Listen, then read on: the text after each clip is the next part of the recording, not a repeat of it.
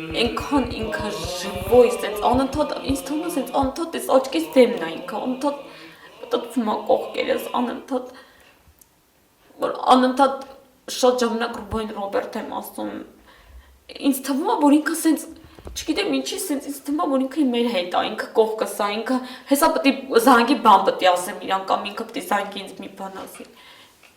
չեմ պատկերացնում, որ իր հետ կարար ինքը ինքան աշխուժ, ինքան այդ իր բնավորությունը, ու ինքը հիմա չկա այդ իմ համար, ես չգիտեմ, ես չեմ պատկերացնում, որ կարա տենց բան լինի։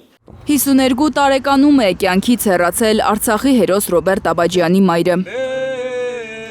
Աբաջյանի սառած շիրմաքարը ժամերով համբուրելիս էին տեսնում նրան ապրիլյան քառորյա պատերազմի զոհերի ծնողները։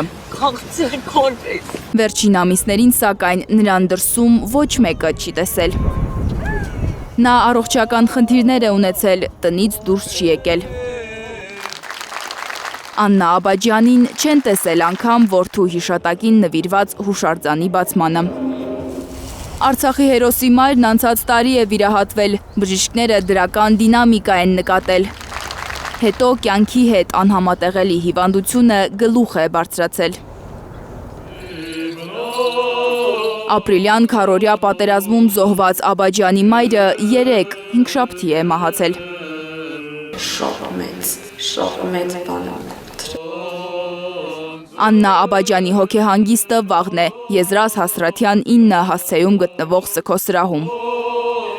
Լանա Համբարձումյան, Անի Ղանդիլյան, Հայլուր։